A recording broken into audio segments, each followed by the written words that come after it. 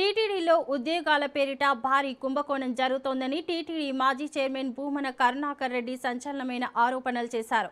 కిరణ్ కుమార్ అనే వ్యక్తి TTD chairman పేరు చెప్పి నిరుద్యోగుల నుంచి ఒక్కొక్కరి వద్ద 15 నుంచి 20 లక్షల వరకు వసూలు చేసి మోసం చేశాడని ఆయన తెలిపారు.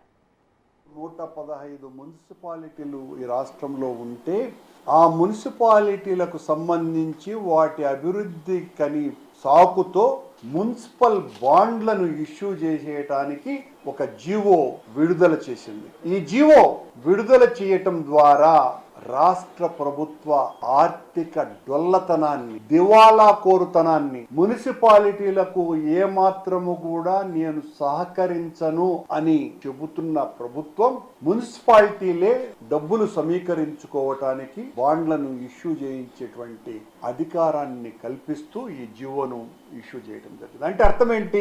ఈ రాష్ట్రంలో ఉన్నటువంటి మున్సిపాలిటీలు బాండ్లు ఇష్యూ చేయటం ద్వారా ఆ మున్సిపాలిటీలలో ఉన్న సన్నకారు, చిన్నకారు వ్యాపారస్తులందరినీ కూడా మీరు మున్సిపాలిటీలో బాండ్ల రూపంలో పెట్టుబడులు పెట్టండి అని చెప్పటం తప్ప మరొకటి కాదు. రేపటి నుంచి మున్సిపాలిటీలకు ఉన్నటువంటి ప్లానింగ్ ఆఫీసర్ల